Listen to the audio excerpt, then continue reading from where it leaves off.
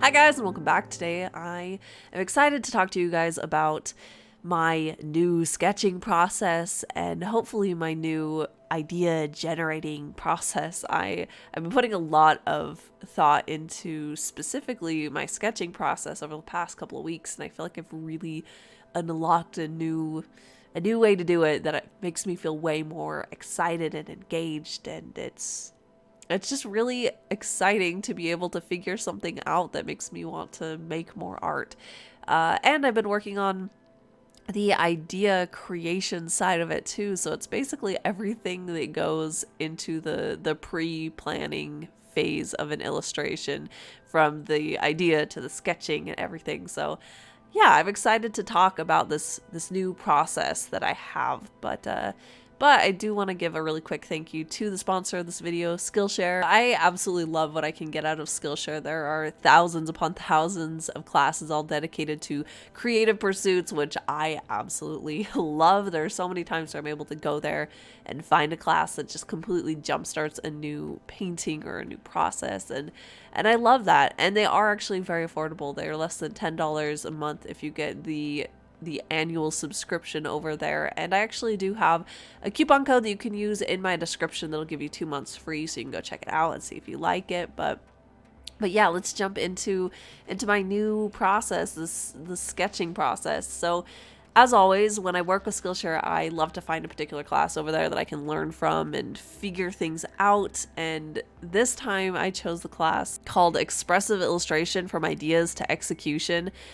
And this was so helpful. I have to say, I absolutely loved this class. So if you take me up on that 2-month offer, make sure you check this one out specifically, because he goes into so much depth as far as coming up with ideas, and the method that he talks about worked really well for me. It's something that I've kind of brushed on a little bit here and there, but never really put into a very concise way of approaching it. And one of the ways that he talks about coming up with ideas is writing out word lists and working through associations with those word lists. And then you end up getting more and more in depth with how you think about a certain subject. And then suddenly you're way down the path, but it's something that's really exciting for you. So that's what I was doing in my little bullet journal. I started off with 2 columns, and this is what he did too. He had one side that had a little bit more of a feelings, emotions, things that are not tangible, and the other side that was a little bit more tangible. Like one side I had words like effervescent and melancholy, and the other side I had things like forest and deer and things like that. And this just worked so well for me. I do think that I work better around coming up with concepts first and then getting into sketches, but that's rarely how I work. So being able to force, I guess, myself to think in that way, it really got me much more focused on a concept before my pencil even hit my sketchbook, so that way I knew what I wanted to create. And through this process, I picked out a couple of words that I really liked out of my lists, and then I paired them up, and then I created another list that's where I went into more depth of just everything I could think about that word made me think of. So in the end, I ended up going with the words lost and shadow, and I was so inspired by this. There's just so many different associations that as I worked through, I got to the point where I wanted a character near a tree or a forest, because that's what comes to mind when I think of a lost. And I wanted her expression and her feeling to feel lost.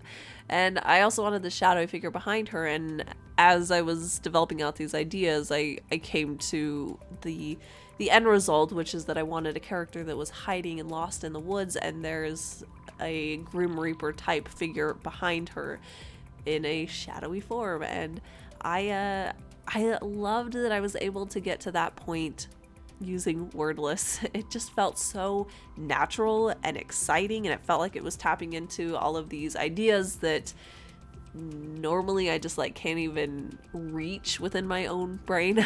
It just felt like it was bringing a lot more out of me that I had to offer that normally I just don't bring out. So it just felt way more personal too, because it was something that was built up on several layers of my own association with words. So it in the end feels a lot more unique and authentic to something that I would want to create. So after I had that concept in my mind, that's when I can jump into actually sketching things out. So this is my new sketching process. I'm gonna stick with this kind of a rhythm for a while and see if I can really figure it out and make it work as well for me as possible. But the first step that I did after my concept is that I would start sketching out these little thumbnails to figure out exactly what the composition would be out of that idea. So I had a couple different versions. I had one where I just started sketching out like a general woods forest kind of an area, but I didn't really like a bunch of trees. I wanted one tree in focus that the character would be hiding behind. So after that first initial sketch, I got a little bit more clarity on how I wanted to resolve that. So then I moved into another one, and it felt like I wanted a little bit more of an impactful kind of a pose, so I moved on to another one. And then I really liked the symmetry of the character and the tree behind her, and then having the shadow character so far in the background that it does become the second read, but then once you see it, it really does tell much more of the story about everything else that's going on. So I in the end chose that thumbnail as the one that I wanted to continue with. I think it still could use a little bit of work on the composition, even in the very final. So I might be tweaking this one beyond what I end up with in this video, but overall I do like the feeling that this composition has. So after I did finish these sketches, I took it into Photoshop. I just scanned it in, and then I cobbled together the different thumbnails and sketches that were working on the last piece that I did this process with. I did a little bit more of a refined sketch of the character itself, so that's where I took that one in and transposed it into my thumbnail. This one, I think I just had the thumbnail and a couple of other smaller thumbnails about the shape of the tree that I wanted. So I put those together. I took reference of myself and I looked up references of trees, and then I refined it a lot closer to where things needed to be in Photoshop. And then that's when things get fun again for me, because this is really where I figured out how to feel engaged with sketching again. And that's where I cut out one of my sketch pages for my sketchbook down to a printable size, and I run it through my printer, and I just print off that more finished, cleaned up, referenced sketch that I had in Photoshop. I print it out on my sketch paper at a very low opacity, and then that works as just this really light base sketch layer, and then I get to just spend as many hours as I want refining and detailing the sketch with my pencil, which feels so good. It just feels really, I don't know, engaging. It makes me feel connected with the piece, and I find that I spend much more time refining the sketch when it's traditional. I guess I just enjoy the process way more, whereas when I leave it completely digitally, I found that I tend to let things be a lot more rough, and I think it's just that I didn't enjoy the process as much, or nearly as much.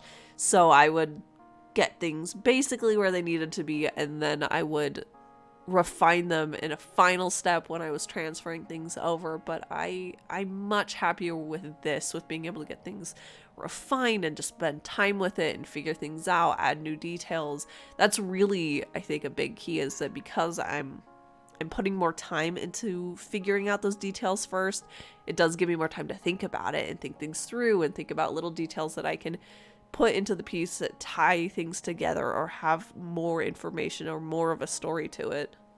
But as far as things that need a little bit of thinking about and fixing, like I mentioned, I think that the composition needs something. So the way that I went about this piece is pretty different than how I normally like to compose my pieces. So the symmetry of the character in the middle with the tree, that's something that I love doing and I do pretty frequently. I do really like just having this like straight on angle on a character. I think it's really strong and I like it. But I almost never put details like the Grim Reaper figure, the shadow in the background, that close to the edge.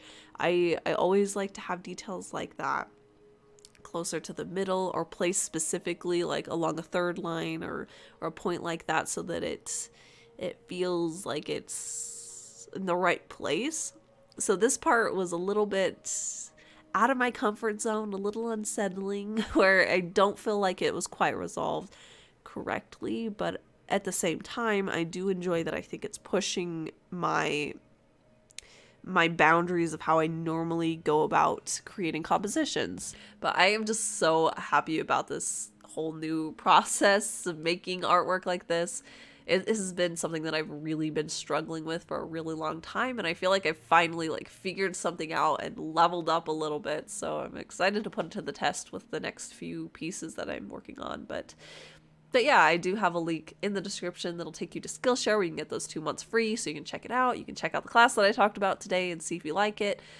I also have a link to my Patreon, which I do want to give a huge thank you to all of my patrons over there. You guys are incredible, and you guys help me to be able to make artwork every day, and you also help me to make these videos, so thank you so much. I am extremely grateful for the support that you give me over there. But that's about it for today. I will be back next week with another art video, so thank you guys for watching, and I'll see you then.